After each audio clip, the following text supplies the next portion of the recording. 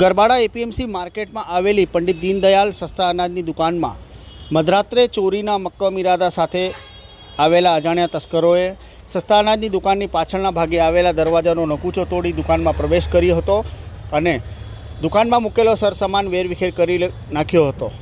ત્યારબાદ તસ્કરોએ દુકાનમાં મૂકેલા અંદાજે લાખ રૂપિયા કિંમતના 15 લીટરના 17 જેટલા તેલના ડબ્બાઓ તેમજ 42 જેટલા તેલના પાઉચો તથા 3000 ઉપરાંતની રોકડ પરચુરણ સહિતના સરસામાન પર હાથ ફેરો કરી રાત્રિના અંધારામાં નાસી છૂટવામાં સફળ રહ્યા હતા।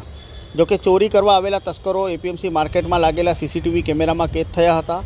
અત્રે ઉલ્લેખનીય છે કે ચોરી કરવા આવેલા તસ્કરોએ પોતાની ઓળખ છુપાવવા માટે સીસીટીવી કેમેરાને કંથાનથી ઢાંકી દીધા હતા।